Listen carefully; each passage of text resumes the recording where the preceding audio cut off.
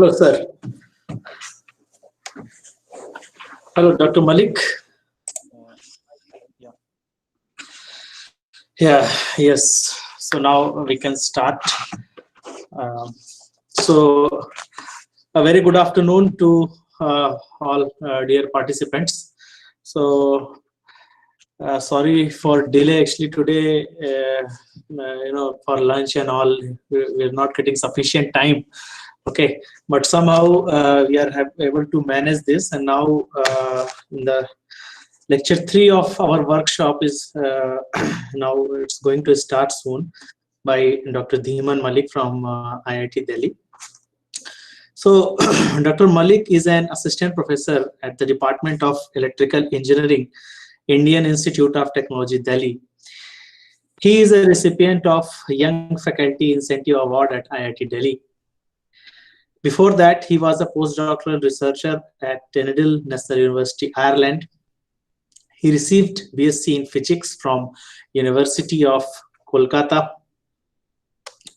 in 2007, followed by BTech and MTech degree in Radio Physics and Electronics Engineering from University of Kolkata in 2010 and 2012 respectively.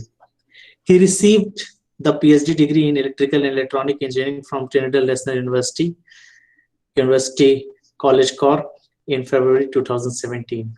His research interests include MEMS, NEMS, energy harvesting, magnetoelectric, piezoelectric sensor and transducers, micropower management, and non-linear phenomena in MEMS and NEMS. Till date, he has authored and co-authored 50 published articles in peer-reviewed journal and conference proceeding, 1 book chapter, and 1 global patent.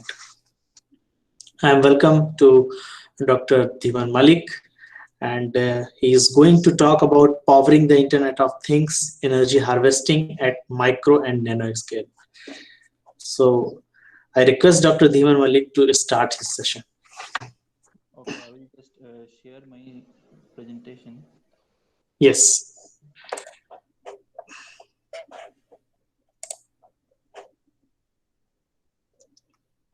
Can you see my presentation?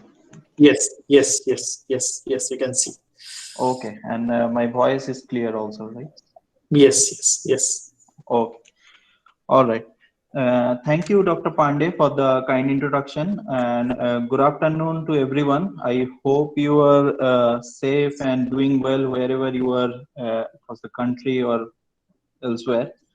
So welcome to this.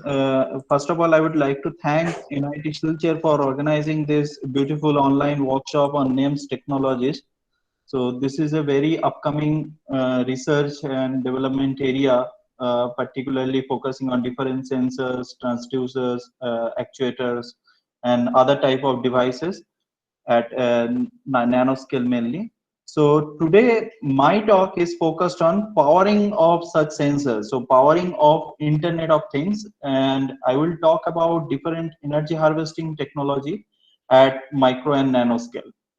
So I am affiliated to Department of Electrical Engineering at IIT Delhi, and I have joined here over 2 years now, and I have set up a lab or my group. What I call is Interdisciplinary Microsystem Lab (IML). Why I call it interdisciplinary? Because we work on different areas which is not particularly focusing on one particular kind of type of work. It's affiliated to the electrical engineering department, but our work are related to several other aspects as well. So if I talk broadly about our group's activity, we work on different material integration for device applications like magnetic, piezoelectric, recently work on magnetoelectric materials. Their integration scheme for smart device development. At the device level, we work on different multiphysics module for simulation and analysis of those devices, micro, nano fabrication techniques to develop those devices, and ultimately the device characterizations. And also, we don't really work on our group altogether, but we have strong collaboration with our colleagues who work on the interface circuits and related areas, because I believe for development of a complete package or a complete system, this interface electronics and understanding of that plays a very crucial role. So if we take a look at the focus research areas, present focus research areas of our group is mainly focused around few topics. Firstly, energy harvesting, or particularly mechanical energy harvesting. So there we have a lot of mechanical things going on in our group as well. Then wireless power transfer, particularly aimed at implantable devices, wireless neural interface devices, which also kind of the similar things, and then development of low power and efficient microfluidic devices for some bio-related activity. But today, what I will talk about is where I have done my most amount of research throughout my career, and that's also a very interesting part in today's world is energy. So I will talk about mainly energy and powering related problems, particularly focusing at different energy harvesting techniques that we work on. So energy harvesting, as the name suggests, it is generation of some energy, mainly electrical energy, from the ambience or from the nature. But this concept, generating electrical energy from nature, is actually not new at all.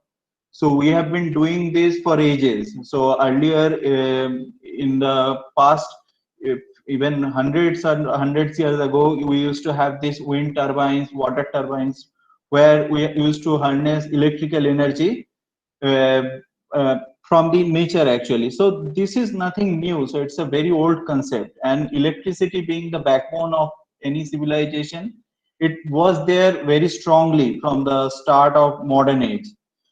But then the question is, why it is so important? Okay, maybe we can take a step forward and we can stay in the some recent past. We all have some this kind of watches in our home. Maybe our fathers or our grandfather used to have one. So these are these mechanically geared or mechanically powered watches or wrist watches, where you used to store some mechanical energy in the form of a mechanical spring, and then as the spring used to lose energy over the time, you used to power some sort of electric component so that you can run your watch. So that is also nothing new. So Seiko actually introduced this kind of kinetic range of wristwatches in a very sophisticated manner in the late 1900 centuries, and they own a patent for it also, and now it's a very useful commercial product as well, and many other companies also work on similar kind of products. Okay, now let's come to the point. So if it is not this energy harvesting thing is not a new concept, then why we are suddenly interested in this area?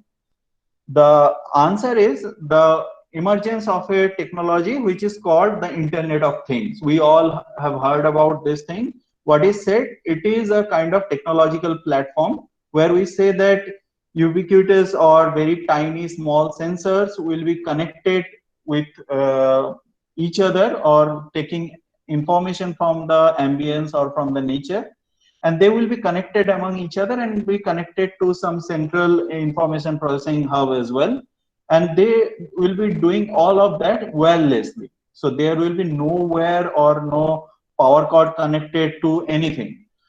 And actually, if you can do that, in large number, there is some gain. What is the gain? You can gain a lot of information from the nature, from your surrounding, from your body even. Then as you gain a lot of information, you can process those information and you can make decisions. So this decision making capability is something very important to make to have a smart environment or a smart health kind of situation.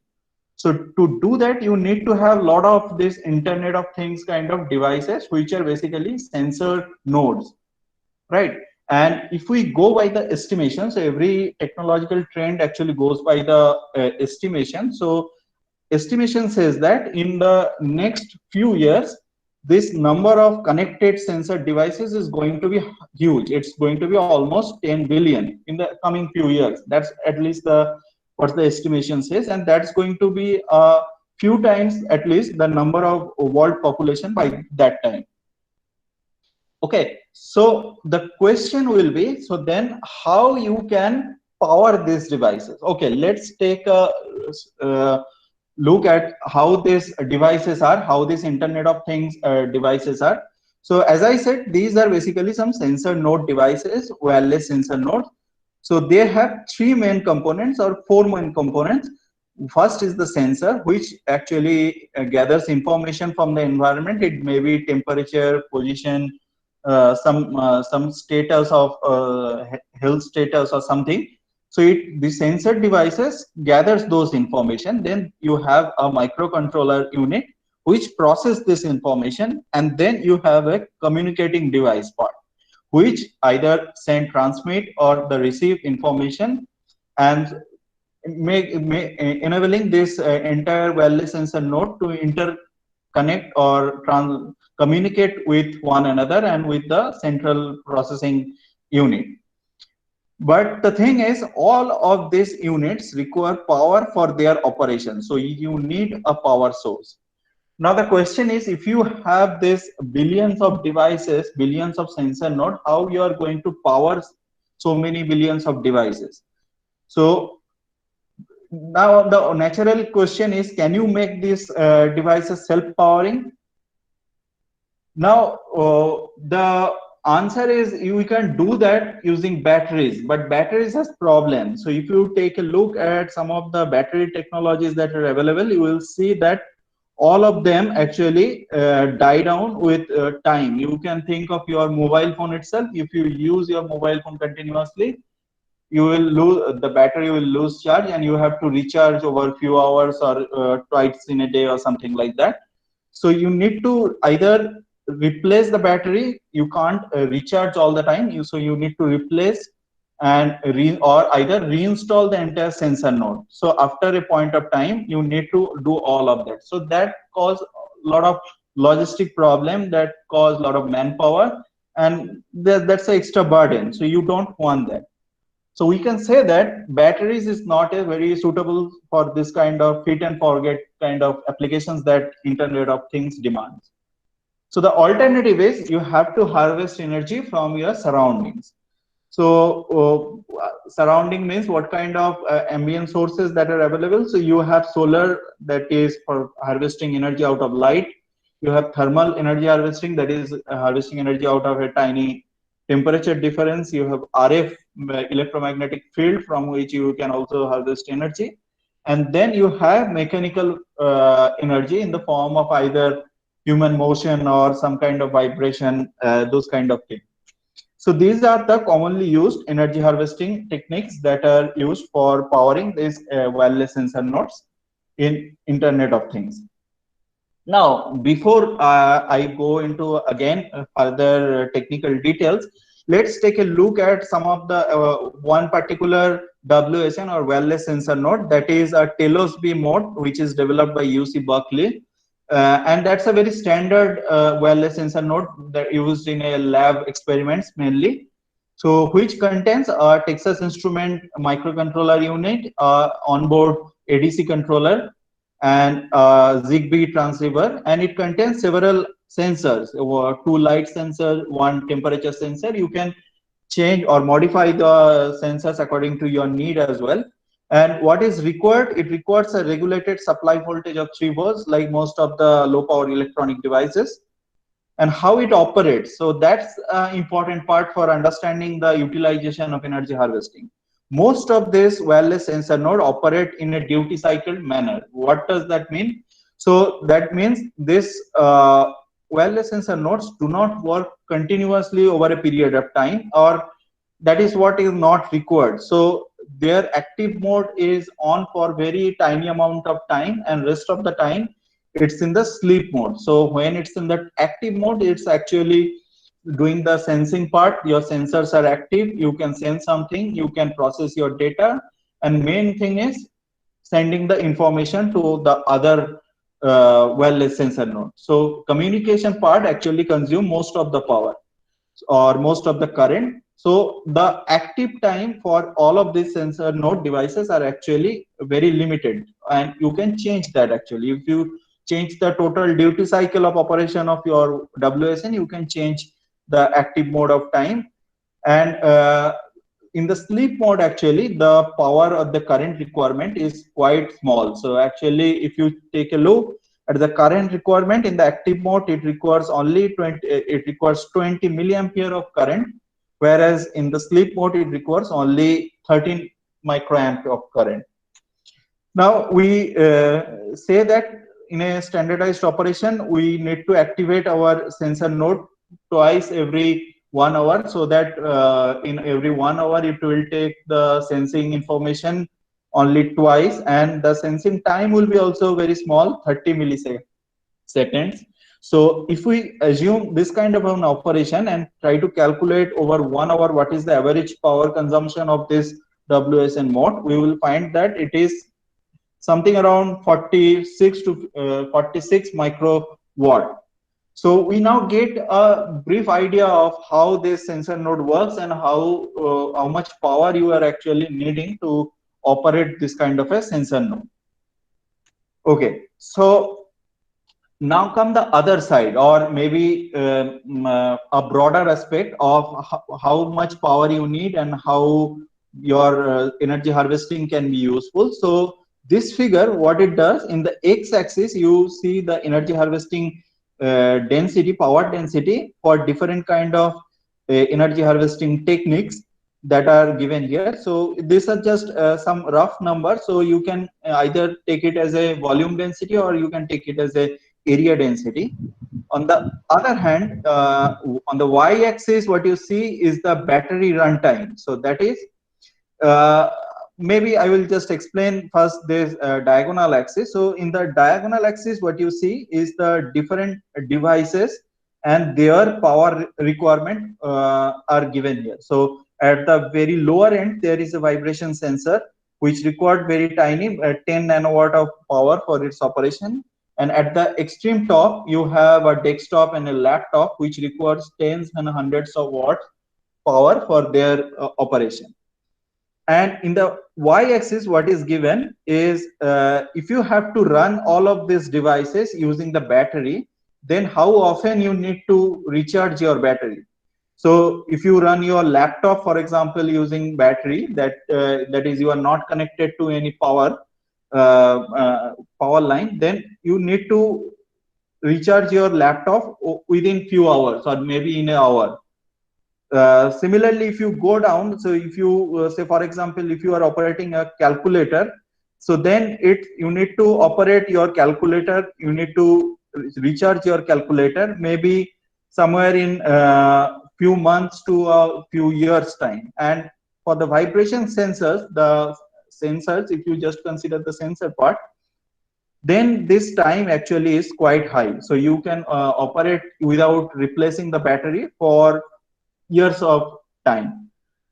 Now comes the interesting part. So the thing is, what is the operational range of these IoT devices? So operational range is somewhere between this few microwatt to few milliwatt range. So this is the operational range. So you have to remember that the IoT devices do not only contain the sensors, it contains the MCU, it contains the transceivers, all of that. So considering all that, your power requirement falls somewhere around this. And if you have to operate this over just the battery, then apart from the battery replacement, so you need to recharge your batteries over few days to few weeks time maybe. So over that range, you have to keep on recharging your battery or you have to replace it. So that is not a feasible solution.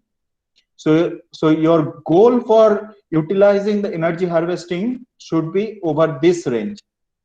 You are not at all interested to use energy harvesting to power your laptop, so that may not be a very good idea, may not be possible as well using whatever current state of the technology that are available. On the other hand, the sensor, just a small sensor, that's already possible, but the research target should be how you can power the IoT devices over this range. Now the energy harvesting power density, if you see the solar power, if you are working in outdoor, that gives a highest amount of power density, so there is no question. But if you consider embedded electronics or this kind of IoT small scale situation, then may not be solar may be a very good option. Then you have the thermal energy harvesting, RF energy harvesting, and you have this vibration or stress strain, that is mechanical energy based energy harvesting techniques, which are very useful because they have a good energy density also, and they are available easily in all kind of application situations. Okay, so that's why we will focus only on this mechanical source based energy harvesting technologies. So the mechanical energy harvesting techniques, or more generally which is called the inertial energy harvesting system, can be seen as a model like this, which consists of two parts. First is a mechanical to electrical transducer, and then a power management unit. So my work is mainly focused on this mechanical to electrical transducer part.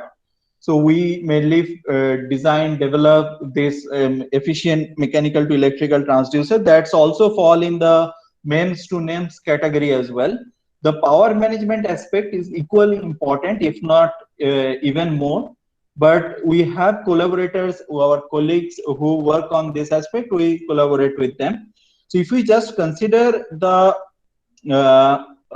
mechanical to electrical part, that is the MEMS to NEMS part, the research challenges there are given here. First research challenge is the power density. So you have to minimize your device size as well as you have to produce more and more power. Second is the operational bandwidth. So it may not be very straightforward to understand, but we will explain quite elaborately on that. Third part is the reliability. That is, your energy harvesting device need to be very reliable. So you can think of like if you want to power your pacemaker device inside your body, for example. So your energy source should be, potable energy source should be quite reliable. Otherwise, if it stop working, your pacemaker will stop working. So that's kind of a situation you don't want. So reliability is a major concern for energy harvesting device. And fourth is the feasibility. So it may not be possible, or it is not possible to develop some random energy harvesting device and expect it to work in any application situation. No. So your design, your device development should be extremely application specific. So you have to understand what is the application environment is, what is the kind of power energy mechanical sources are available there. You have to analyze that, and only then you can start dealing with your device design or device development. So these are the main challenges for these inertial energy harvesting devices. So I will now go in deep into this mechanical to electrical transducer part, which is basically modeled as a spring mass damper system. We also call it a velocity damped resonant generator, because if you see the system equation for this kind of a generator, it's given by the second order differential equation. And why it's called the velocity damped? Because the transducer part is actually related to this damping part, or how you are extracting energy from this system is associated with the transducer part. So basically this factor determines how much power you will be able to extract out of your system. So we call it a velocity damped resonant generator.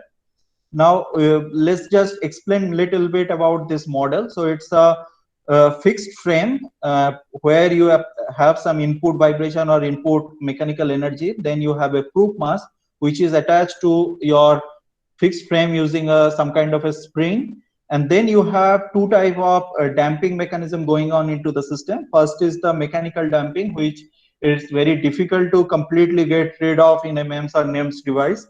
And the second part is coming from the transducer. So whatever transducer you use, mainly that generates some kind of a electrical damping, and that is the energy you extract out of your system as a form of harvested energy. Now this is actually a little different from the conventional renewable energy concept. So when you talk about renewable energy, like a wind turbine that I shown in my one of the first slides, there you have your the generator is grounded to earth. So you have a grounding part which is connected to earth, but designing that kind of generator is rather relatively easy. But here you do not have anything which is connected to your earth or which is grounded, but the entire system is very localized. So if you want to, wherever you want to apply this device, you have to place it there. So it's very localized application. So you really can't call I mean mix it with the concept of renewable energy. It's a very localized energy generation for localized application. So that's the basic difference between a renewable energy system and a energy harvesting system that people often get confused with. So I just make clear with this model what is the difference. And that's why actually you need to have this fixed frame as well. Otherwise your device will not be grounded to anywhere. So it's a very localized system, but you need a fixed frame to ground or anchor your device. So that's why this frame is needed. Now, if you analyze this equation, that is a very, I mean, well-known fact actually, you can probably come up with some equation like this, which gives the electrical power that you can have, RMS power dissipated in the electrical domain, which you can see if you see this equation are depending on some of the factors. So the first factor is the electrical damping constant. Second factor is this normalized frequency. R is this omega divided by omega n. Omega n is your natural frequency of the device. Y0 is your this thing. So your Yt is the external input vibration. So Y0 is the amplitude of external vibration, and omega is the frequency. So we can say that the by analyzing this equation, we can say that we get maximum power at the resonance. So when resonance occurs, that is your device frequency or the input frequency both match with each other. Then the power is proportional to the proof mass. So in from this simplified expression, this equation, we can see that power is proportional to the proof mass, which is that is more of proof mass you can have, more power you will be generating. Power is also proportional to a squared divided by omega. So A is given by this Y0 omega square term. So if you take A square divided by omega, it comes out to be Y0 square omega cube. So Y0 means your this external vibration amplitude. So more external amplitude you have, more power you will be generating. And omega cube means the higher frequency you go, more power you will be generating. But unfortunately, most of the ambient mechanical vibrations that are available, they are in very low frequency region. So that's one of the challenges with the device design.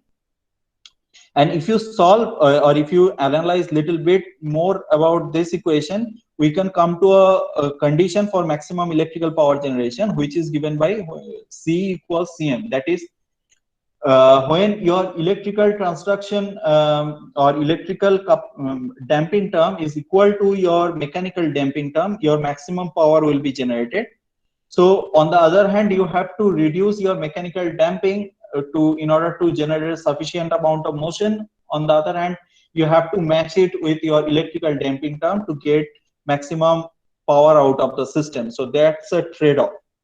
And we can understand this trade-off more better in a more better way from this plot. So in this plot, what we have plotted is a Q factor of electrical domain divided by Q factor in mechanical domain. Q factor is actually inversely related to your this damping terms. So if you plot this ratio against the generated power, you see that when this term is matched, then you can get the maximum power. But unfortunately, reaching this condition in a practical device is extremely difficult. Rather, where we operate is in the extreme left end of the curve. That is, we always operate at a very low electromechanical coupling region. So if you are where this QE is very small, that is your electromechanical coupling term is very small, we operate in this region in most of the time. So we can never reach the practical or the ideal limit of power that we can harvest out of a device. We can never reach that. But our goal is to push this curve little bit. So if you can reach, say for example, here to here, we can double the amount of energy harvested. So our goal is always to increase this electromechanical coupling term. And how you can do that, it is dependent on the choice of the transducers.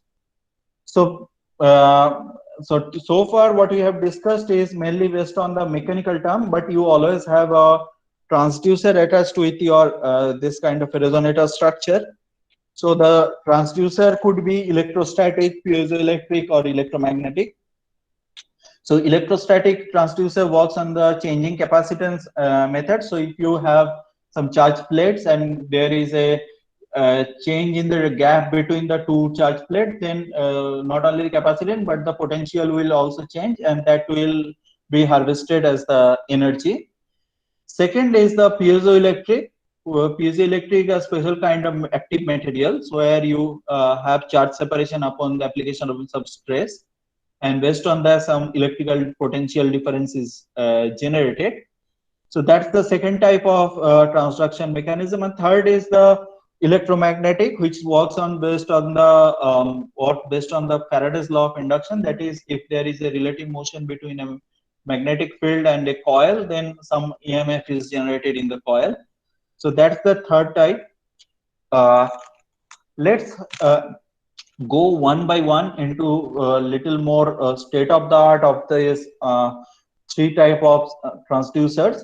So first is, as I said, the electrostatic energy harvesting, and I am only considering the MEMS or NEMS type of devices, but there are other type of implementations also which are more efficient compared to this MEMS and NEMS. Not more efficient, but they can produce more power, but I am not going to the analysis of those type of devices. So MEMS, electrostatic energy harvesting, is one of the earliest implementations of this kind of energy harvesting devices, MEMS scale devices. Why? Because these MEMS electrostatic devices were already popular as sensor devices in the early 2000 or even before that. So if you consider a MEMS accelerometer or gyroscopic devices, those mainly work on electrostatic principles. And that technology was already quite matured by the time the energy harvesting was becoming popular. So implementation of silicon MEMS is very common in energy harvesting applications. But even though their technology was matured, there is some problem. There are some problems related to electrostatic implementations. First, the energy density is actually quite low, particularly because you have to, as I said, the electrostatic, how it works, you have to have two charge plate and you have to create a relative motion. But in order to have charge plate, you have to bias the two plates. So unless your biasing voltage is very high, you do not have sufficient energy output from your device. So that is one of the major challenge. And that's actually a problem, because if you need to bias your device, you need to have some kind of rechargeable battery, and that actually destroyed the entire concept of energy harvesting. So if you need to have a battery, then there is no point in having an energy harvesting device there. So that was the main challenge. And the other challenge is, so you need to have a complicated control circuit also to extract the energy, because its energy generation process is slightly different because of the presence of these high biasing voltage sources and the periodic operation of charge generation from the devices. So that's why it is not so straightforward to have a MEMS electrostatic energy harvesting, apart from the fact that it is very well suited for MEMS implementation or NEMS implementations. So that's why recent past this electrode based energy harvesting concepts become very popular. So what is electrode? Electrodes are some kind of dielectric material or dielectric material, special type of. So Teflon, silicon dioxide is also you can use as electrode. Then Cytof, then PDMS also you can use as electrode. All these materials are electrode. So these are materials which actually can have a kind of permanent polarization state once you polarize them in a particular manner. So the commonly used method is corona discharge method. So using that, if you polarize the selected material, they can remain polarized over a long period of time, and then you don't need to have this biasing thing with time very often. So you can replace commonly used silicon MEM structure by this kind of a electrode based structure. So electrodes, as I said, basically a dielectric material like polymers or silicon dioxide or those materials. So you can have implementations of those, but again, the charge holding time for electrodes are also not very long. So there are problems with MEM scale electrostatic devices. Second is the piezoelectric energy harvesting devices. So this is perhaps the most well explored, well recognized area, and that's why the only commercial mechanical energy harvesting device that is available in the market is also based on this piezoelectric implementation, which is developed by Microgen System. I don't think the company name is same even now. It was so in a few years ago. Now the name might be changed, but they have this beautiful piezoelectric energy harvesting prototype for a different kind of applications, which works on this sputtered aluminum nitride piezoelectric thin film. And that's actually one of the issues with piezoelectric film, that the choice of material is not very wide. So there are large number of piezoelectric materials available, but many of them are not so suitable for either MEMS implementation, or they are not suitable for some standard application like bio-related applications. So most of the material like PZT are lead containing, so you cannot use them for bio-related applications.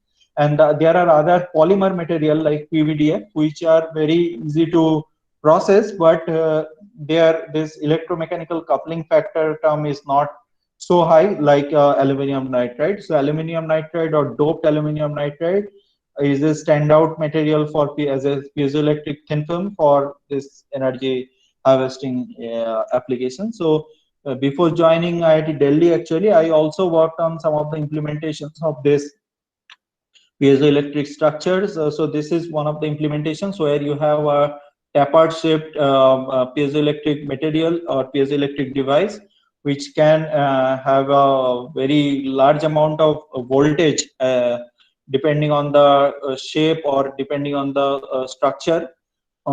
So actually how you generate the stress is an important factor for piezoelectric devices. So the structural optimization is very important.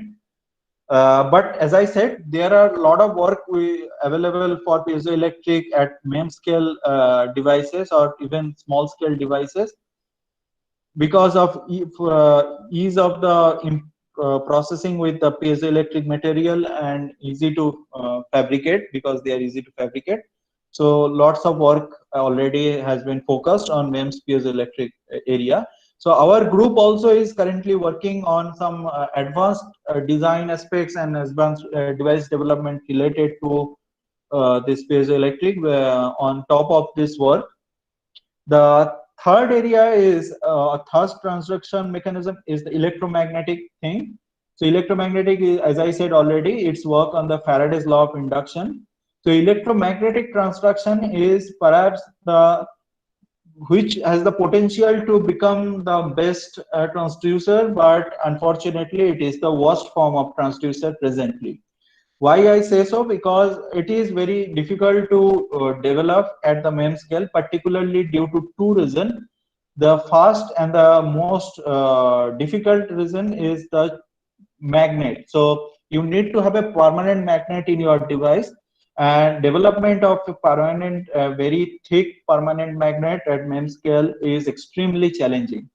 So your thin film based approaches may work, but you will not get a very thick magnet with that. So you need alternative fabrication strategies to develop permanent magnet in MEM scale. And why I say so, it is so important because you can think of just some uh, everyday concept. So if you bring two magnets close together, their force of attraction or repulsion becomes high and high when they come close to each other, and as you pull them apart, the force become quite weak. So that's the same thing. So if you reduce basically, or you can think of the other way. So if you have a big magnet and if you have a very small disk magnet, so there the force of attraction or repulsion will be extremely different in the two cases. So that's the thing that happens when you try to miniaturize the permanent magnet in MEMS. So if you miniaturize the devices or size of the magnet, what happens? The magnetic field generation, magnetic field distribution, and the effect of magnetic field over the area surrounding to the magnet becomes quite weak, because it's a very tiny magnet. So you need to have sufficient volume of the magnet to have some useful amount of magnetic field. And that's very challenging, because your thin filmist approaches, they can develop up to few micron or maybe few tens of micron, whereas to have some good amount of magnetic field, you need to have very thick, maybe in hundreds of micron thickness permanent magnets. That's an extremely challenging task. So people often take the easier route. What they do, they just attach some bulk neodymium based magnet, rare earth based magnet that is available in the market into their silicon structure, and they use. So that makes the entire device structure also quite bulky. And the second challenge is the scaling of the coil. So you need to have a coil as well. And as you reduce the size of the coil, so with the size reduction, the coil resistance actually increases quite rapidly. And in the electromagnetic generator, basically what you do, you harvest current.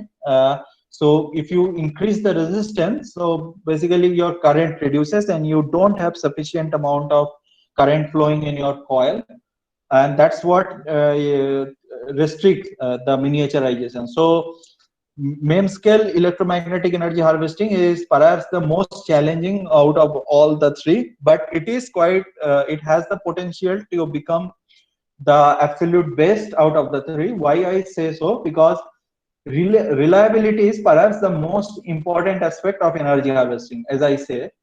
And electromagnetic devices are extremely reliable. So in the previous cases, if you consider electrostatic, you have to bias your device or you have to use the electret, and the charge, the pre-charged condition will die down over time.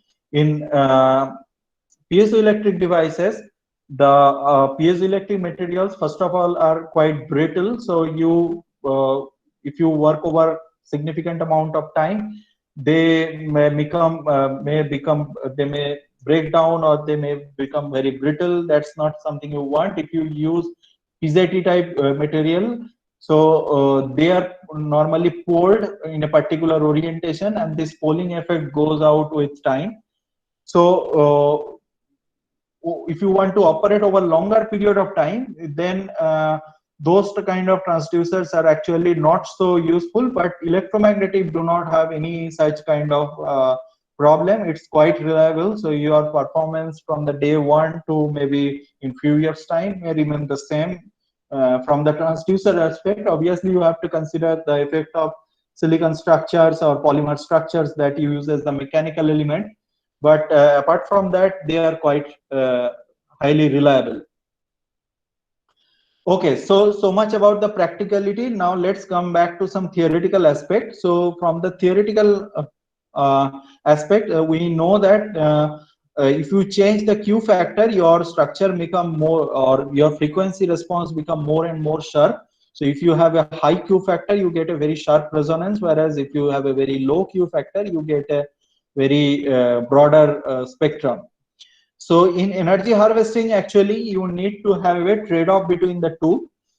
Why I say so? Because if you have a very sharp resonance, then your device is designed to operate at that particular frequency only. If your frequency shift little bit here and there, then you lose quite a significant amount of power. On the other hand, if you have a very high Q, very low Q structure, your power is distributed over a very large bandwidth, but then your power is also reduced from a very high Q kind of a resonator. So there is a trade-off between the two, and it is a important trade-off that we have to somehow address. Why? Because of this. So if you take a look at this thing, so here what we have done, or not we actually, in this paper what they have done, so they have taken some practical sources of energy, mechanical energy generators, like human motion, machine vibration, rail motion, some structural vibration, some aviation. So all those kind of application areas, they have taken some mechanical vibration sources, and they have analyzed how these sources are, and what they have find out is that some of the most if half of the sources are consist of single dominant stationary frequencies, that is one having sources having one particular frequency, then at least 53% of such sources are those which have either non-stationary frequencies, like if you measure the frequency spectrum over time, they will have one frequency, but the location of that frequency will change with time. They might have multiple dominant frequencies, or they may have a very noisy either white noise or a filtered noise kind of broadband spectrum. So if you have such kind of sources, and which is for most of the cases, then your this kind of device, this blue kind of device, will not be ideal to operate. On the other hand, if you try to use this kind of a green kind of a device, then you will have a broadband source, but broadband device, but you will lose out on the power generation. So what is the strategy? So if we call this kind of a response, this kind of resonant response, as a linear response, we may need to shift to a nonlinear response device. So what is linear, what is nonlinear? Now let's take a look at this system equation once more. So we now know that we have two kind of damping force. One is the mechanical, one is the electrical, and then we have this spring force term, which now I write as a generalized function f. And in the linear case, the previously considered case, where we had only kx, so that was a linear case where the spring force was just a linear function of displacement. Whereas if you consider a nonlinear function, then we say that there are higher order term in x which makes this function nonlinear. So if you can have such a nonlinear function as a spring force, then what can it have? It can have a frequency response like this. So, and if we can increase the degree of the nonlinearity, which is basically this kn factor, if we can increase this nonlinearity, we can have more and more bent frequency response. And what it does, it gives us this kind of a bent frequency response, that is our bandwidth. If we see the bandwidth of this and this, we see a large enlargement in the bandwidth. Okay, excuse me. Yeah, so by using nonlinear structure, we can have a wide bandwidth device, so that we can accommodate all this kind of sources to harvest effectively out of the mechanical sources that are available. And we can, as I said, we can increase this nonlinearity by increasing the degree of nonlinearity, which is mainly given by this factor kn, or the ratio of kn divided by k. But there are some problems also. So no solutions comes without some trade-off. Here the trade-off is this kind of a nonlinear device or nonlinear system, how they operate is they are extremely sensitive to the way the frequency is like considered. So for example, in this linear structure, it doesn't matter if you have your frequency sweep from this low to this high, or from this high to this low, or you may select some random frequency, it will always give this response only, and you will get these points as your amplitude with respect to those frequencies. But that is not the case for this nonlinear systems. So they are very sensitive to frequency. So if you sweep your frequency in the from the low to high direction, then it will follow this path, so this solid line path. But if you follow the frequency from high to low, then it will follow this dashed line path. So it will actually have multi-stability or a hysteresis in your frequency response. So for some particular region of frequency, you may have a high amplitude orbit or high amplitude branch, and a low amplitude orbit or low amplitude branch. So that kind of creates another problem, that how you will select your branch which you want to be in. So that's more into the nonlinear dynamics area. So we have done some work, but I am not going too much details into that. But let's just see what is the advantage. So the first advantage is the gain in the output power. So these nonlinear devices, if you consider the overall output power that you get, because it has a very wide bandwidth, you kind of get a higher average power compared to a linear device.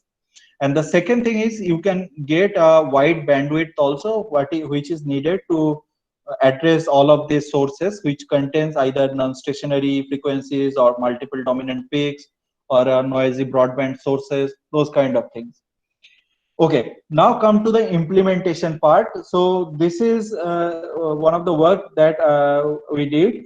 So this is a nonlinear MEMS electromagnetic energy harvesting. So how you introduce this nonlinearity here? So there are actually many methods how you can introduce this nonlinearity, this nonlinear force, spring force. So there are many kind of strategies available, but not all the strategies are suitable for implementing in MEMS or NEMS.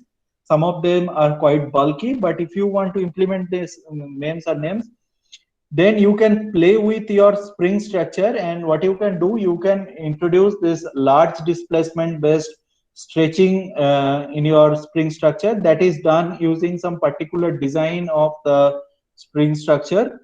And what it does, it introduces this additional nonlinear term. So I am again not going into the details how the nonlinearity comes in this structure, but this is due to the design of this particular spring structure, where what happens, if you have a very large displacement, then in addition to your normal bending that you see in a normal MEMS cantilever, additionally you have a higher order term which is provided by the stretching of the beam also.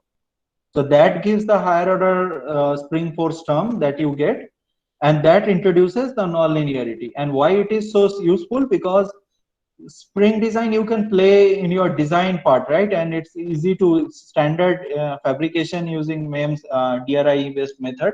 So it's not so difficult to implement in your MEMS or NEMS devices. Actually, this kind of nonlinear effect become more and more if you go from even further down in the size. If you go to NEMS, you will see the higher nonlinear effect in the NEMS structures, and those are actually nowadays used as oscillator for replacing the quartz crystal oscillators in timer devices and so on. But here we have used that concept for energy harvesting aspect. And when we characterize this device, what we saw, initially for a very low input for point 0 to z, where g is the gravitational acceleration, we get kind of a linear response. But if we keep on increasing the input acceleration, if we go to 0.1 g, 0.2 g, 0.5 g, we will see that we get more and more nonlinearity into our system, and that nonlinearity produces wider and wider bandwidth. So that's the beautiful thing about this design and this implementation. So we no longer get a smooth resonant response, but we get a very wideband output response that can be used for powering many sources which having this kind of non-stationary frequency, or maybe multiple dominant peaks, or maybe some kind of broadband nature. So that's a way how you can introduce nonlinearity into your system, and you can get a wide response. So that was the second challenge. So that's why I said there that why this bandwidth is an important challenge for design of mechanical harvesting. May not be very straightforward to understand, but when you think from the application perspective, it becomes quite natural to understand that why it is so important. And that actually also kind of gives a very interdisciplinary nature of our work, because this is deep into the nonlinear dynamics, nonlinear system analysis. As I said, that this hysteresis or multi-stability of nonlinear systems actually are challenging to address, because they depends on a lot of the system parameters which are not straightforward to control in an experimental system, and extremely difficult to control in a real application system. So for example, in a real application scenario, you may not know whether you will be in this higher amplitude branch or in a lower amplitude branch, because there you have no control over your frequency change. So you ultimately you may drop into your low amplitude branch, but there could be self-powered circuit, interface circuit development, which can kind of provide a feedback to your device that you are in the low power branch. So, and based on that, it can just trigger the system into the high power branch, and your device will then operate in the high power branch. So that's again shows one of the importance of this interface circuit, why this control circuit or interface circuit is so important for this kind of devices also. Okay, so now comes to the benchmarking part for this MEM scale devices. So for benchmarking, one of the standard figure of merit is the normalized power density, which is given by power divided by the acceleration square times the volume. You have, if you see the generated power equation, then you will see that this acceleration comes as a square. So that's why we have also taken, or normally it is taken as acceleration square. And what is observed here, and when we like benchmark our devices, so this is the benchmarking of this particular device, this nonlinear MEMS electromagnetic device. So we saw that we have quite a reasonable amount of energy density or power density in a very small volume out of our device. And that's possible because, again, as I said, due to this innovative design and the fabrication steps of the device. And here also we have shown the same NPD thing with respect to the frequency. So in the frequency region, it is not so small, it's in the few hundreds range, whereas ideally for most of the applications, you should be able to operate at a very low frequency. But as you say, as you can see that in some of the earlier works that used to focus on this high frequency region, one of the problem with the MEMS structures is that as you can go smaller and smaller in size, the frequency of operation increases. So on the other one hand, your power drops if you go very smaller in size, and on the other hand your frequency go up. So going small in frequency, going small in size is actually problematic in all aspects. But that's the challenge of this field, how you can go small and still you can address all of these issues. So as I said, let's take a look at this thing all again. So if you go smaller and smaller in size, if you go to the microfabrication enabled areas, you will see that this normalized power density is quite low. Whereas if you take conventional machining like CNC machining or laser micro machining, this kind of structures, then you have quite high energy density, but high power density, but your device volumes are also quite large. So there is a trade-off between the size and the effectiveness. So at the state of the art says that this MEMS scale devices are in this lower end, whereas our target should be to push this area or this envelope into that direction. So that should be the next research goal, and that's why people are working so hard to address this particular issue. So that's a very important also, because if you can go here, so MEMS, one of the thing with MEMS is that it reduces the cost. So you have the leverage of fabricating in a batch process, so you can fabricate a large volume of devices at one fabrication go, so that reduces the cost. So if you can somehow find a solution in this area, then you can actually get a lot of advantage. Okay, so before I go into some other topic, let's just take a look at some of the theoretical aspect again. So from the whatever equations we have studied again, so if you take a resonance structure, forget nonlinear things and all, so take a simple linear structure and consider its frequency response. So if you can increase the Q factor to a absurd amount of value, then actually you can get a very high power with a very sharp peak.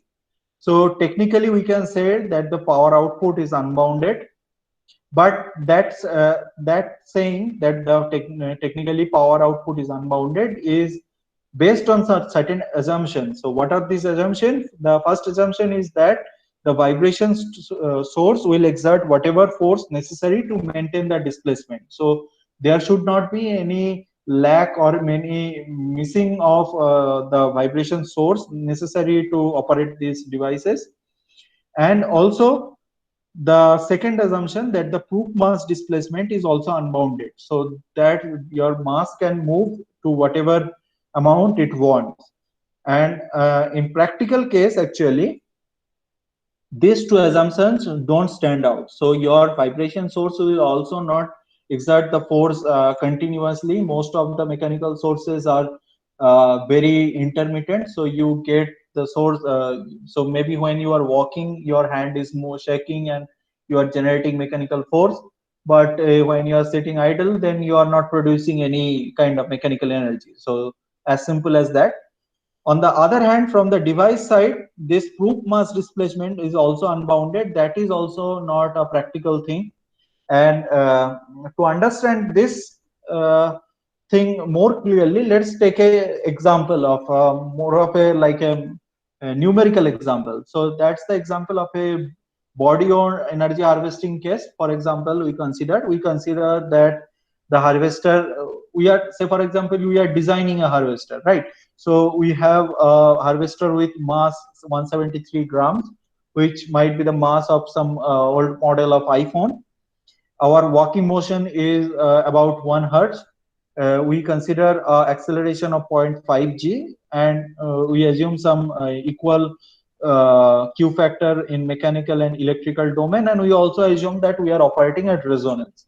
So then with equation at power generated in the electrical domain at resonance, from that formula we can find out that ideally we should be able to produce 1.7 watt of power, and that's a lot of power. So if you can produce 1.7 watt of power, actually you can power or charge your iPhone with that harvester, and that's sounds very good actually. So if you have a built-on harvester, built-on iPhone size harvester, then you can produce sufficient amount of electrical energy from your motion, from your walking, that you can power your own iPhone from that power. But that actually there are this practical limit. So what is the practical limit? So in this calculation we consider our device motion is unconstrained. Okay, and if you say so, so what will be this device motion amplitude z0? What will be the amplitude? So if you take the formula for this mass motion amplitude, and if you put all the values that we have considered here, then the value of Z0 comes out to be 1.27 meters. So your device mass has to move 1.27 meters in order to produce this amount of power. That's an unrealistic thing, right? So your device can't move this much. So we can say that though there are a lot of power is available from whatever source you have, but it unfortunately requires a very large displacement to produce this large power. So in reality, if you make the device small, if you make a main scale device, your motion may be restricted to a few hundreds of micron at max. So in that constraint, in that realistic constraint, the amount of power you will be generating, you will be getting that amount of power. So that's a practical limitation in designing this kind of energy harvesting devices. So far what we have done, we have discussed about different kind of harvesting techniques. So now let's just before winding up and going to slightly different thing, let's just take a practical side of the story again. And I like to show this curve. This is taken from a very nice or very benchmark review paper of this topic, which was published in Proceedings of IEEE. So this curve, what it shows is that here you plot the volume and here you plot the power. And in this, here what you saw that with the volume, how your harvester generated power is changing. And what is shown here is the generated power for two different frequencies. So one is 1 hertz, which is maybe ideal for human motion, and then 10 hertz, which may be your knee jerking when you are running or so on. So for these two frequencies, if you consider a proof mass having a mass density of 10 gram per cc and a source acceleration of 1g, then you can draw these two lines. This line shows how over the volume your power is changing. And also in this plot, what the authors have plotted is the power requirement of 4 devices. So the first device is a laptop, which has a volume of few hundreds of cc. So that has a huge power requirement in the 10,000 milliwatt region. In that region, then comes the cell phone, which is also smaller in volume and requires lesser amount of power. It's around 1 watt or so. Then comes the watch, wrist-on watch, electronic watch, which not the smart watch that comes up today, but the normal electronic watch that requires a very tiny amount of power, 0.001 milliwatt. And then you have the sensor node. That's where we are most interested in, which also has a power requirement somewhere around 0.01 milliwatt region. Now, if you can go, if you are working at a higher volume, if you are considering your harvester volume is also comparable to this more than 100 cc, then actually you can generate sufficient power to power your this laptop. But then if you then you have to walk, as I said in the previous example also, maybe you have to walk with your in a body on harvester which is in the size of your laptop or your mobile continuously to produce some power which can power your laptop or mobile. But that's, again, it's not a practical thing, so we should not be bothered about that. Rather, when we go smaller into the size, when we go below this 1 cc or 1 cubic centimeter size, what happens? We see that ideally, at least, there is a lot of scope. So you have these two lines lying way above the sensor node power requirement. So at least ideally or theoretically, we can produce sufficient power that can be used to power your sensor node devices. Obviously, there are practical limits, realization problems, material problems, device problems, a lot of problems are there, but ideally or theoretically, you can generate this kind of frequencies, this kind of powers. And if you see, if you can go higher and higher in frequency, this curve or this line will only go up. So if you go, say, for example, at 100 hertz, where most of the industrial machine work or machine generates those vibrations, or maybe at 50 hertz, where this power line works, then you can get actually even more higher and higher power. So at those scenarios, you can easily power your sensor nodes using the generated power out of those application areas. So that's one thing, but the comparison of energy harvester is always to battery. So this is again the same, taken from the same paper. What is shown here is again volume shown here and power is shown here. But here what they have done is to compare the power generation capability of energy harvester at 1 hertz and 10 hertz with two batteries. You have to remember that battery don't give power directly, battery produce energy, and you have to take the average over time to get the power or equivalent power for the battery. So we considered that there are two battery operations, which one case it need to operate over 1 month, in one case it need to operate over 1 year. So when it's operating over 1 year, obviously the equivalent power is low, whereas when it's operating over 1 month, the equivalent power is higher. And if you consider maybe a battery which you can recharge, you have to recharge per day or per hour, then these lines will actually go up and up. There the equivalent power requirement will be higher and higher. So if you now compare the energy harvesting curves and the battery curves, what you will see that in the higher volume, energy harvesting again wins. So there is no comparison between energy harvesting and batteries. So if you have a comparable size energy harvester and a battery, then energy harvester produces more power. But if you go down in size, then actually it depends on what type of applications you are looking into. So you need to understand this thing quite well to understand the beauty of energy harvesting. So in these two dotted line, which are for the batteries, say this green line. So this is the battery which you can actually recharge over a month.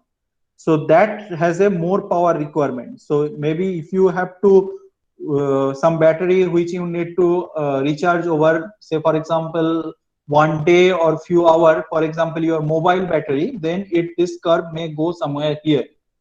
Okay, and then your energy harvesting techniques will fall short, they will be not applicable.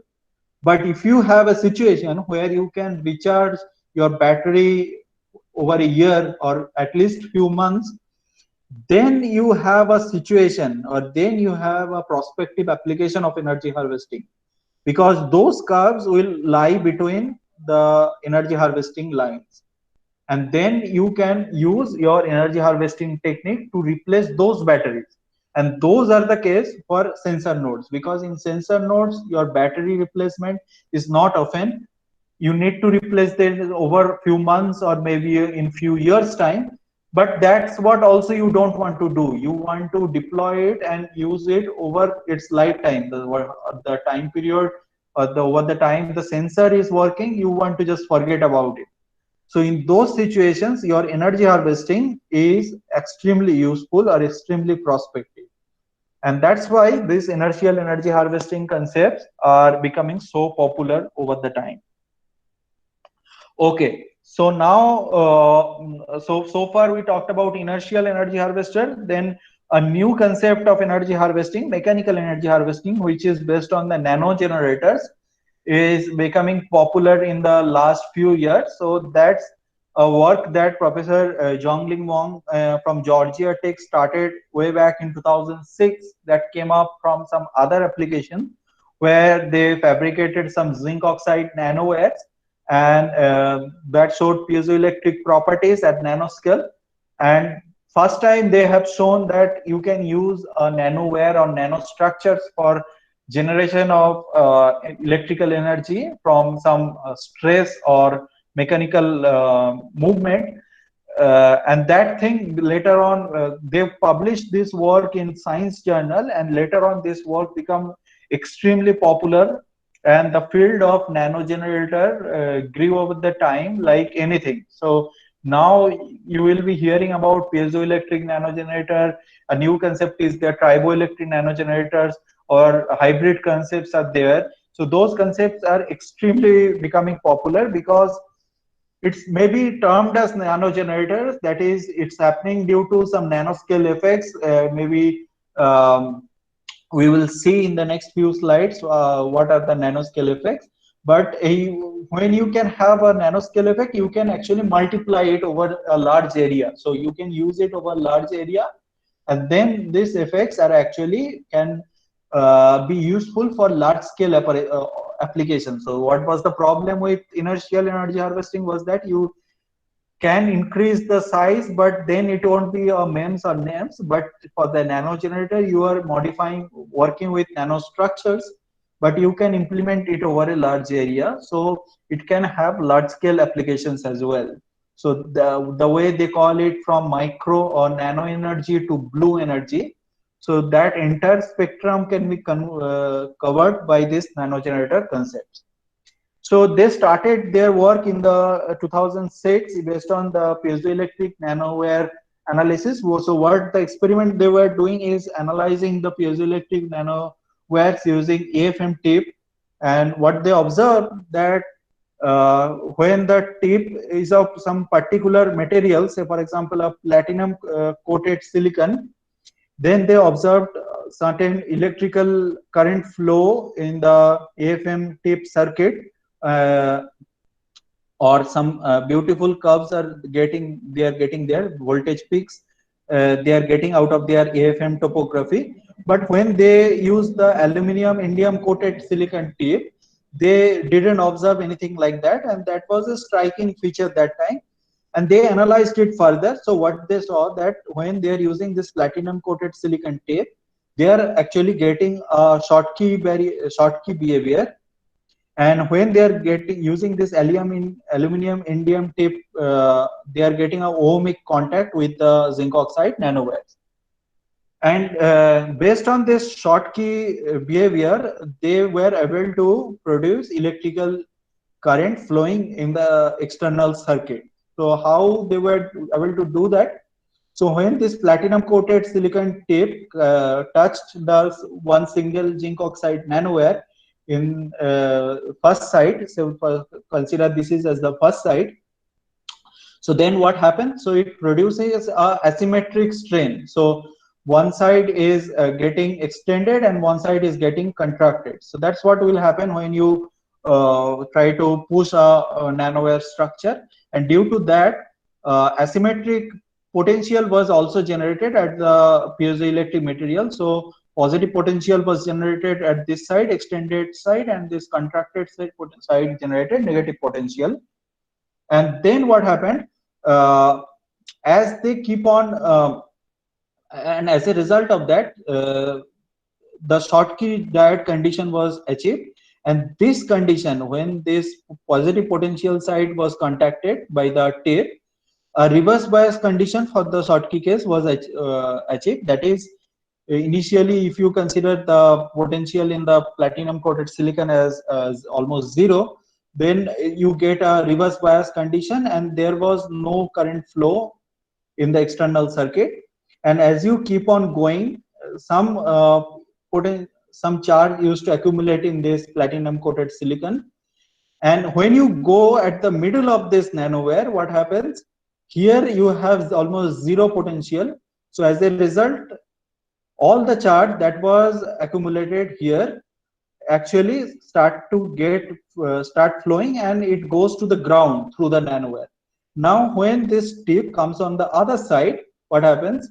Now you, because you have a negative potential there, you now have a forward biasing here, and as a result you get a beautiful IV characteristic like this. And this causes to flow the electron from this nanowire to the silicon tape, or this platinum coated silicon tape, and then this charge will flow through the external circuit. As a result, what happens?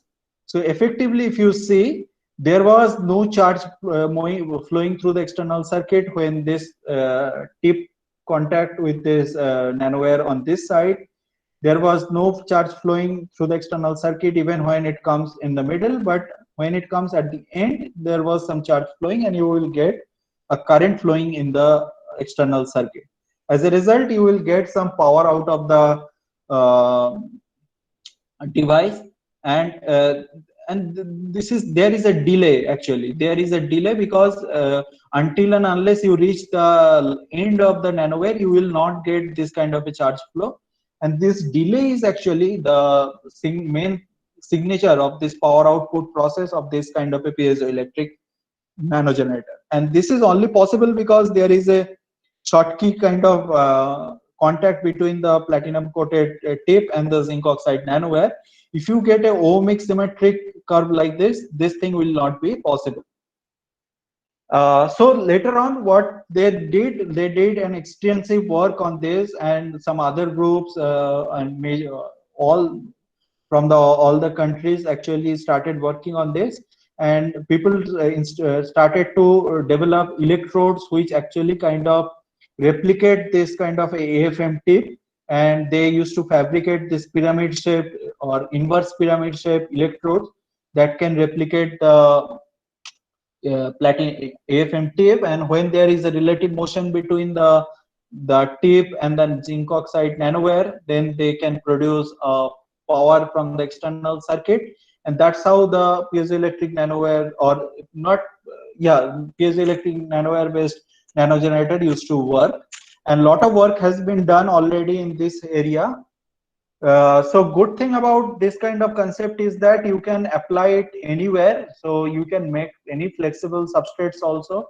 So this fiber-based nanogenerators are becoming very popular. So fiber-based means you can apply it in textile, clothing, everywhere. So you can produce a lot of textile-based power sources, self-generating clothes, self-power generating clothes, etc., which are becoming popular in defense related applications also. So this is all becoming possible due to this simple experiment that they started doing with AFM and their nanowires that they fabricated for some other application.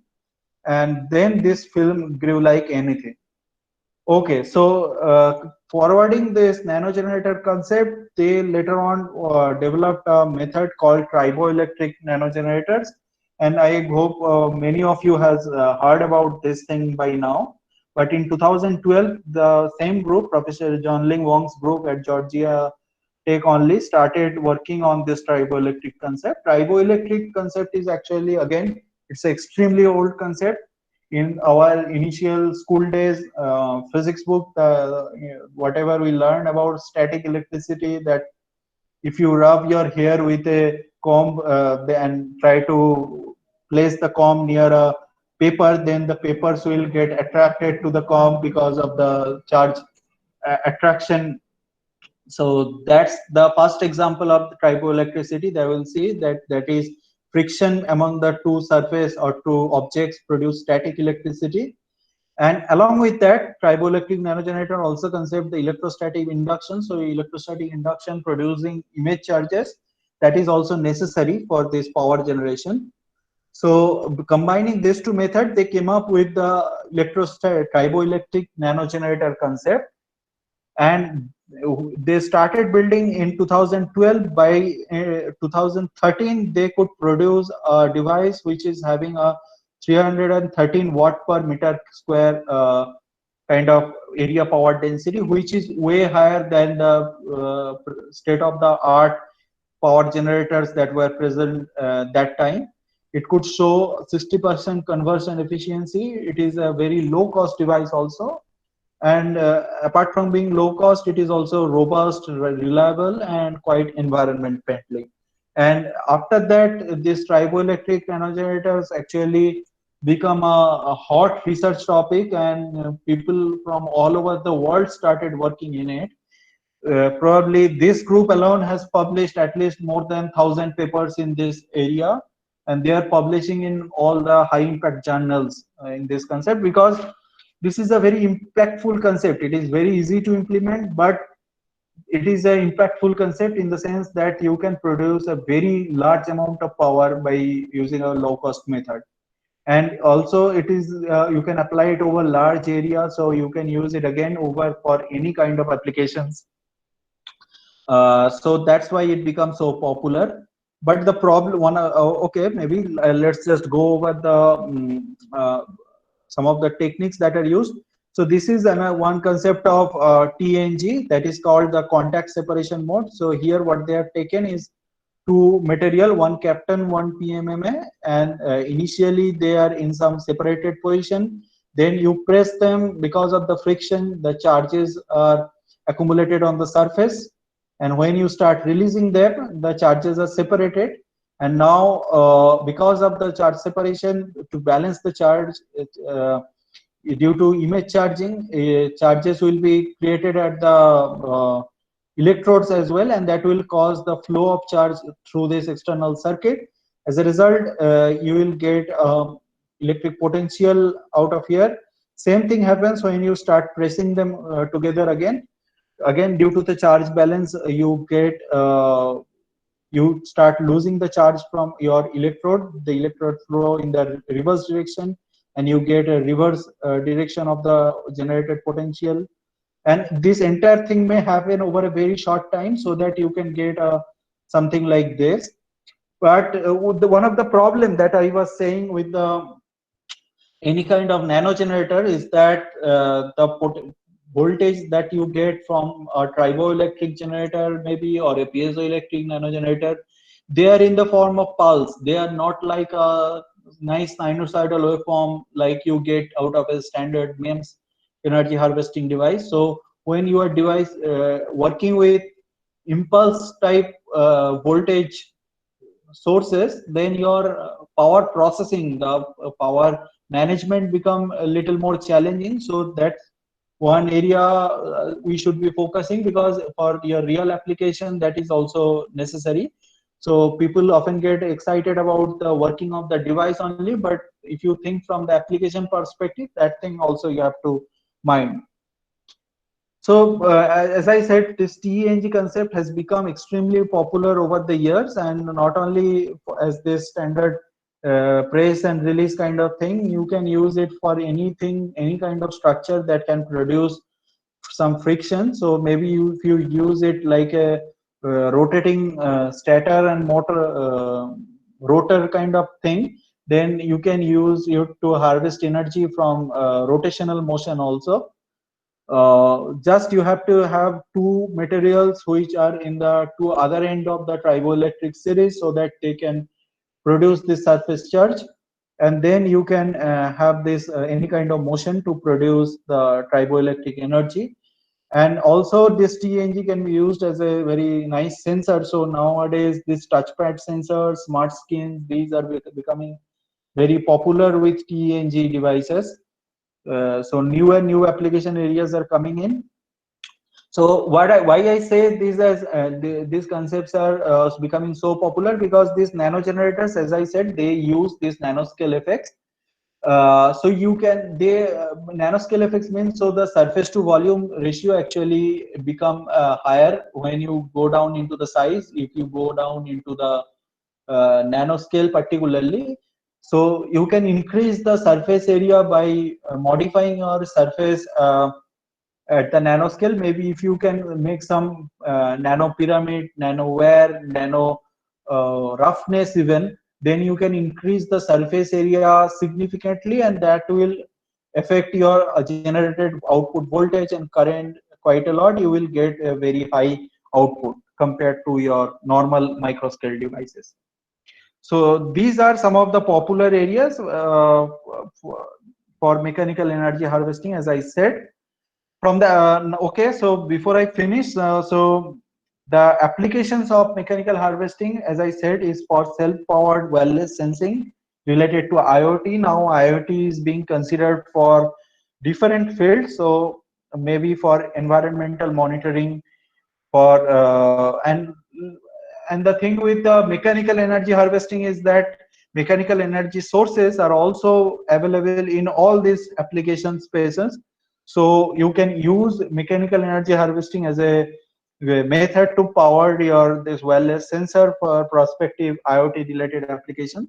So for example, for environmental monitoring, for military application or defense related application, this mechanical energy harvesting could be very interesting, because often our soldiers work in an environment where may not be easy to carry the large battery packages, or maybe some batteries, or may have the availability of this power to power their phone or maybe some devices. So if we can, they harvest some energy out of their own motion, or some kind of energy available in their surrounding, and they can power some of their sensor devices, some of their communicating devices, that would be very useful.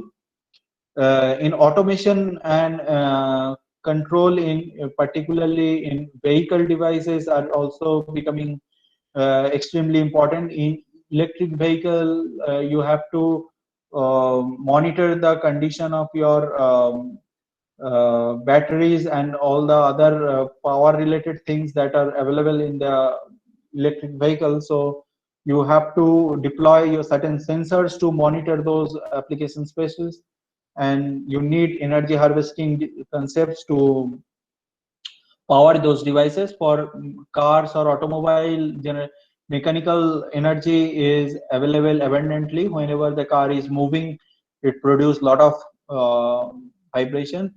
And for small scale energy harvesting, this medical sensing, remote sensing is extremely important, because in your body, say if you take the example of pacemaker, you don't want to replace the battery of pacemaker over the time, because that requires operations, medical operations, and you want to avoid those kind of situations. So if you can harvest some energy, and you can power your in-body implants or maybe wearable devices, then it will be very good for medical remote sensing and healthcare related applications.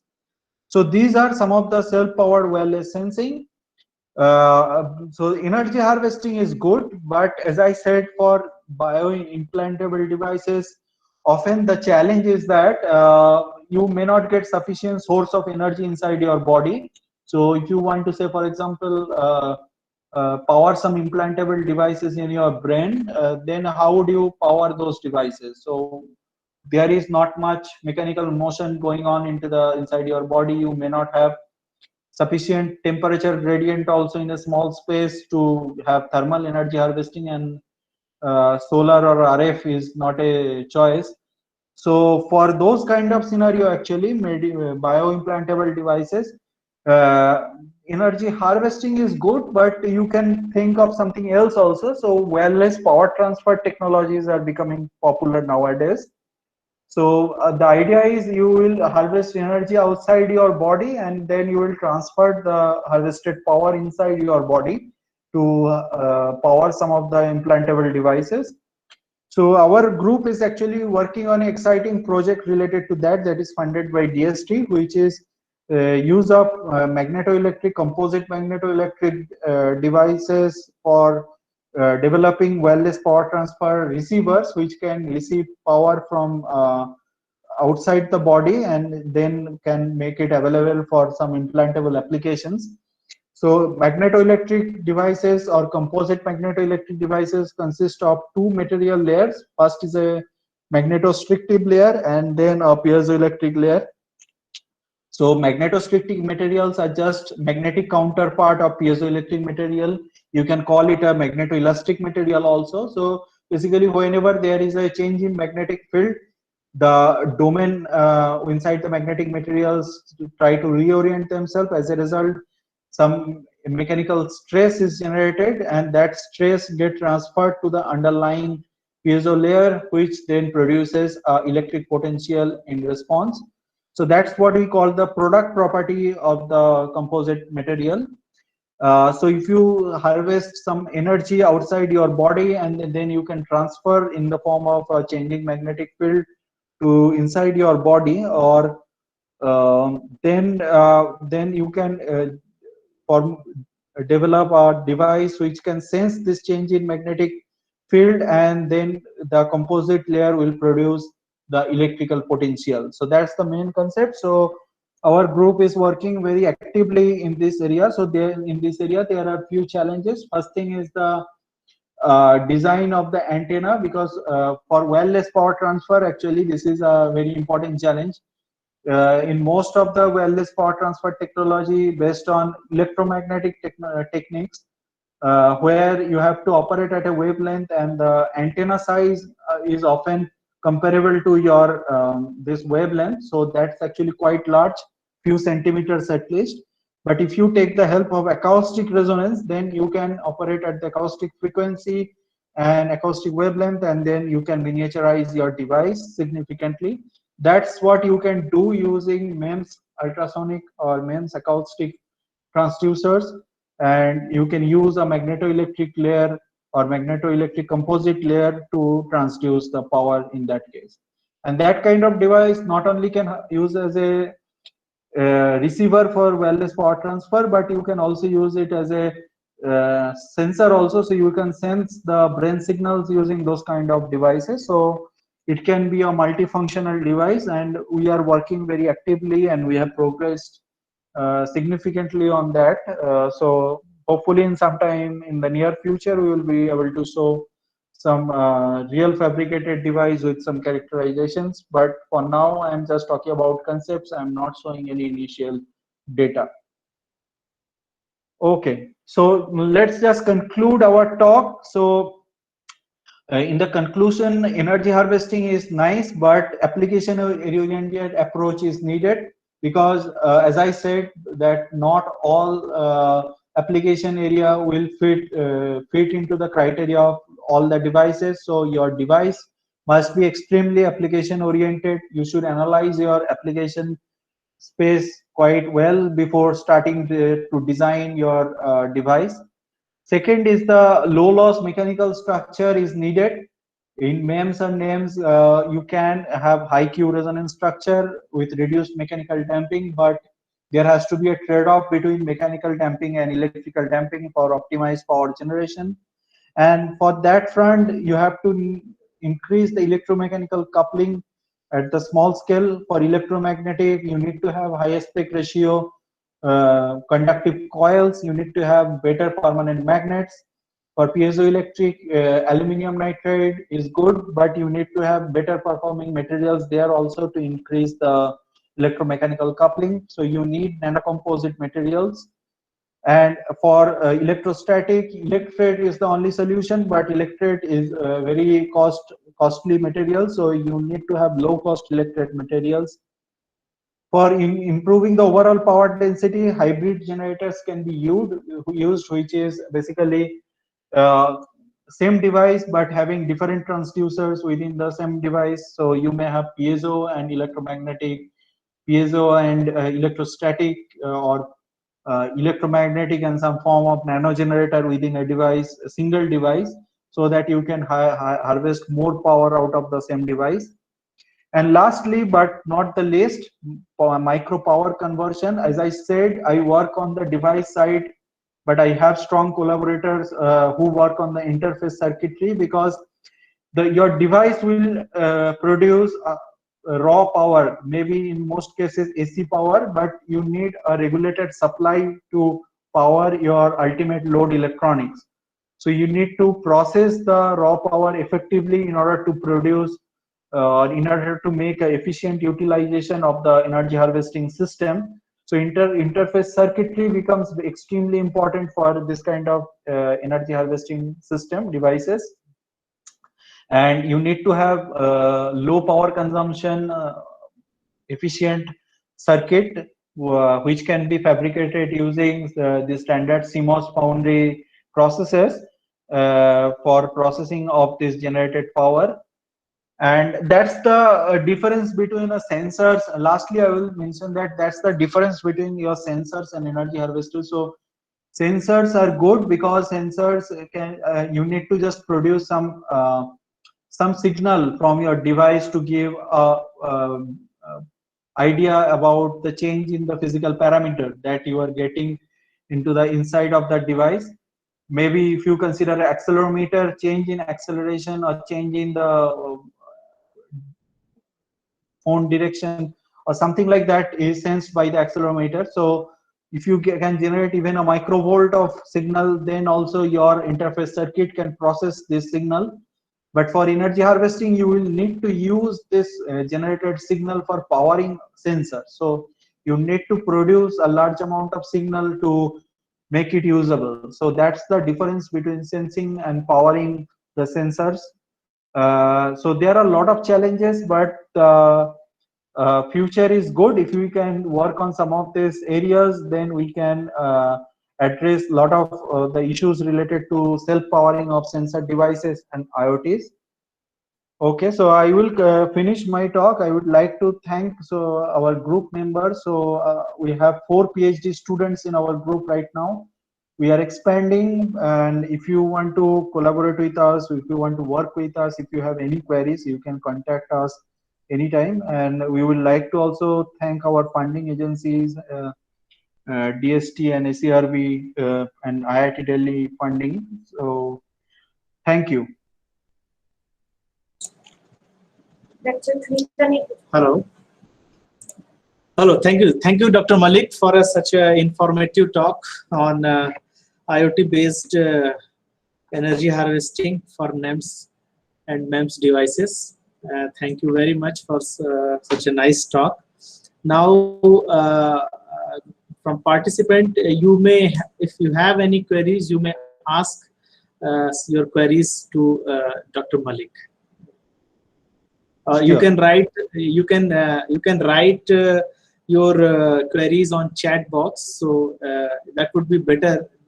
Then you can reply after seeing your queries on your chat box. So if anybody is having any issues, any questions, then they may ask to Dr. Malik. Yeah. You can ask also. You can turn on your mic and you can ask. In both ways, it is fine. If you have any issues.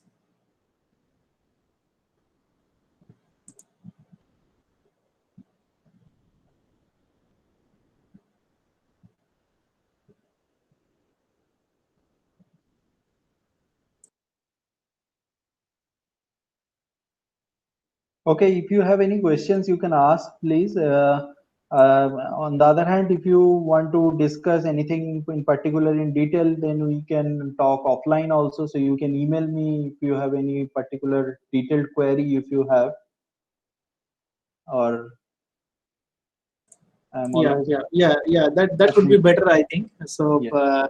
I will share your email IDs also in the group of participants. So if you have any issues, then they will directly ask to you also. Okay.